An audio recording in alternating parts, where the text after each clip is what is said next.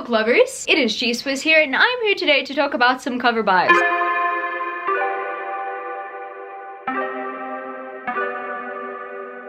I don't know how long it's been since I've made a video like this talking about some books that I bought based off of their covers, but you know, I tend to do it a lot. And I think I cover buy less than I did before. Back in the day, I used to cover buy because I purely loved the way that the cover looked, period. These days, I cover buy if the book kind of fits the vibe that I read. An example being, what if a thriller had like an amazing book cover that looks absolutely gorgeous? Would I buy it? Back in the day, I would have. These days, not really. Thrillers are not necessarily something that I would read, unless of course it has like a fantasy paranormal main plot rather than a very backward subplot. Another example being a contemporary novel. Would I have cover bought a contemporary novel back in the day? Yes, I would have. Would I cover buy a contemporary novel now? Not really, because I don't read contemporary. I mean, I'm not opposed to reading contemporary, it's just at the moment it's not what I'm into. But at the moment, I'm into fantasy, sci-fi, paranormal fiction. So whenever I look at a book cover, I think to myself, that looks like something that I would want to read. But also the cover is really pretty. So I technically cover buy based on the cover being pretty, but also the cover looking like something that I would read. But I guess without further ado, I want to share 7 of those with you and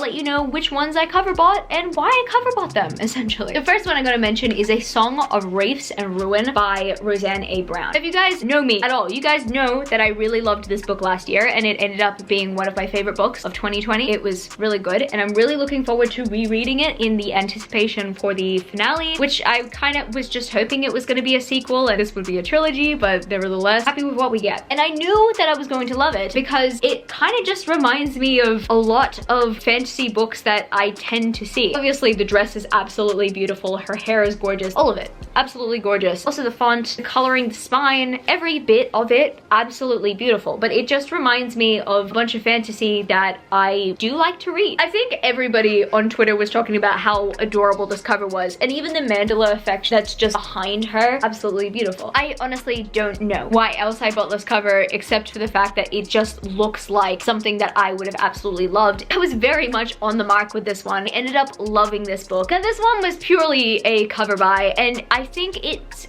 really inclining me to pick up more from Brittany Cavallaro. It's a historical fiction with like fantastical elements, more of an alternative historical fiction. And that, my friends, is Muse by Brittany Cavallaro. You might see the Goodreads ratings and you might not be convinced on this series. It actually is on like the 3 something stars on Goodreads and it's not really a well-reviewed or well-received book. But I absolutely loved this cover and I just knew that I needed it in my life. And funnily enough, I actually really enjoyed it. I understand why a lot of people don't love it. It's very complicated to explain now, but I really loved it when I read it. I know why a lot of people don't love it. It's kind of like very slow and not much really happens in it, but it kind of has some sort of commentary on how women were treated back in the day, how they were owned by their parents until they got married, and this protagonist is trying to make a better life for herself. But then it's funny because she ends up being forced to work with Nikola Tesla. I didn't even read the premise properly before I purchased it. I literally just purchased it on a whim and I ended up really enjoying it. It actually made me really excited for the rest of what Brittany Cavallaro has written. I'm actually very much excited to read the Sherlock Holmes series, which is like Sherlock Holmes's niece. What intrigues me about that series is not the premise, it's the fact that Brittany Cavallaro wrote it. And Brittany Cavallaro is a talented writer and it's gotten to the point where I just want to read everything in her catalog. That's kind of where Muse took me. And I'm really happy I cover bought this book because if I didn't, I wouldn't have discovered how amazing Brittany Cavallaro is as a writer. And then I gotta mention Bonecryer's Moon by Catherine Purdy. And pretty much like almost every single one of Charlie Bowater's covers, I'm pretty sure a bunch of people buy Charlie Bowater's covers for the sake of them being Charlie Bowater covers. Everybody loves her art style, so do I. When I looked at Bonecryer's Moon, I didn't want to admit it at the time. I had it on my wish list. I'm like, I don't have it on my wish list for the covers reason. Yeah, I kind of did. Even though I was pretty much intrigued by the premise after I saw the cover. It was definitely a cover buy. And it was definitely a situation where I put the book on my wish list due to the cover. I don't regret that at all because it ended up being one of my favorite series. I do like this series. I kind of wish that it was expanded upon because the world, there's so much potential in it. Bonecryer's Moon was one of my favorite books of last year as well. And for good reason. It's not even just because of the cover. Like, it's even funny because I don't know if I own all of Charlie Bowater's covers. No, I definitely don't. This being said, I'm more inclined to pick up a book if Charlie Bowater has illustrated its cover. What I do like is that majority of the covers she does illustrate tend to be like fantasy sci-fi. So that also gives me more incentive to pick up the book based on its premise. So that's kind of why I kind of just know that even if I take a chance on the book and I didn't like it in the end, I also did it because of its genre, essentially. Another book that I purchased because of its cover is Into the Crooked Place by Alexandra Christo. And this is really funny because I feel like, as opposed to the ones that I've mentioned, I did not like this one as much. A lot of people who have read this book series agree with me when I say that this book kind of missed the mark a little bit. You think that it's gonna get to Kill a Kingdom standards. You guys don't know, To Kill a Kingdom was the first book by Alexandra Christo. That is what put her writing on the map for a lot of people. And this book series, as much as it's intricate, as much as it's interesting, it just fell a little bit flat because I feel like we're just thrusted into this new world where we're expected to care about these characters and what they're going through. It all seems rushed. It kind of almost felt like it was trying to be Six of Crows, but I don't want to compare another book series to Six of Crows, but I feel like I have to say that it kind of felt like it was trying to be a little bit, but it was definitely not. Anyway, that's my thoughts on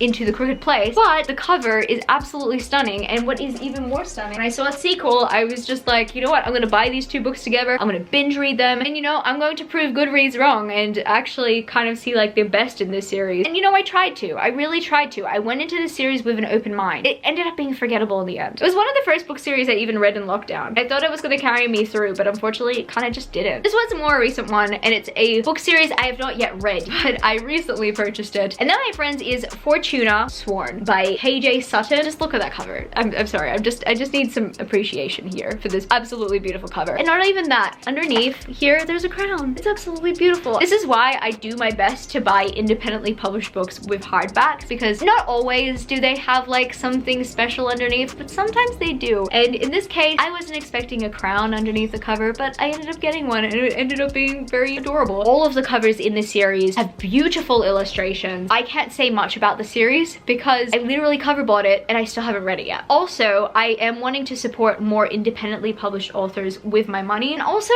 they tend to write longer series because authors sometimes don't necessarily get given longer book deals. Sometimes their series end up being reduced to standalones or to duologies. I've talked about this many times on my channel, but in the independent market, there are some longer series, and this looks like it's gonna be a 6-book series, and I'm really excited about that. So that definitely intrigued me, and that is a big reason why I'm picking this series up. The second last book I have got to mention is These Violent Delights by Chloe Gong. I heard about this one on Twitter. I'm pretty sure a lot of people heard about this one on Twitter. Chloe Gong is a Gen Xer, and I'm a millennial. She wrote a whole duology while she was studying her university degree. Ended up getting a book deal. I'm proud. No, it's funny because I saw this cover and I'm like, yes, oh yes, I'm gonna get it. And then I found out about Chloe Gong and who she is and what she has achieved at such a young age, and I am just in awe, honestly. There's Chloe Gong, and then there's also Rebecca Kuang, who is my age, who has written the Poppy War series. That series gives me a lot of traumatic flashbacks, let me tell you. But I'm thinking to myself, Rebecca Kuang is my age, Chloe Gong's younger than me, and I feel like they're so much wiser.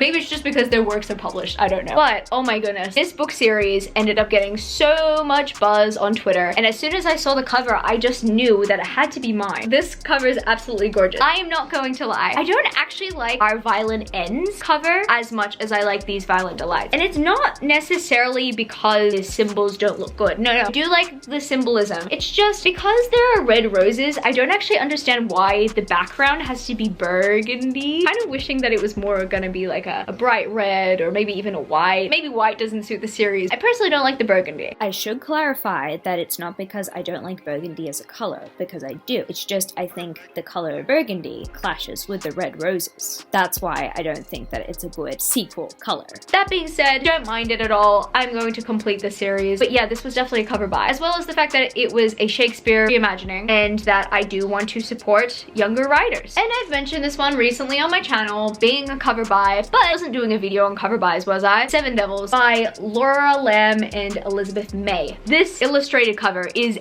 absolutely gorgeous. I first heard about this book on Sam Thoughts on Tomes channel. I pretty much mentioned this before. She was talking about it. I didn't even listen to the synopsis of the book. She just told it. I was like, oh my goodness. I see that cover. I need that cover. UK and Australia have a different cover, but the US cover, absolutely gorgeous. And I ended up really loving this series, or at least I ended up really loving the first book, because obviously the second book doesn't come out till January next year. I was literally looking it up yesterday. I'm like, when does the second book come out? But yeah, no, it comes out in January of next year, so I do have to wait. I'm really excited for the sequel to Seven Devils, but I really love this book. I'm really happy that this cover, as much as you shouldn't really be judging books by its cover, but I'm really happy that this book cover introduced me to a great sci-fi. And I don't think I would have actually started reading sci-fi again if it weren't for Seven Devils. Seven Devils really put sci-fi on the map for me again, because space operas, they don't necessarily tend to be my thing anymore. Sometimes I read them. I'll occasionally read it if it's like Aurora Rising or something like that, but that is pretty much it. And then Seven Devils came in, and look at me now. I'm in the middle of reading the Expanse series, and I'm enjoying it. I've really got this book to thank. I've actually got this cover to thank too. So I guess that's gonna be it for this video today, book lovers. If you happen to enjoy this video, don't forget to give it a thumbs up and subscribe to my channel if you haven't yet already. Join the amazing community of book lovers. And also, I have social medias. I'm at GSwizzleBooks on Twitter and Instagram, and I'm also at Goodreads. That's www.goodreads.com/gswizzle. I love you, book lovers, and I will see you later. Peace. Started out with half and I flipped it in a double. Started out with half and I flipped it in a double.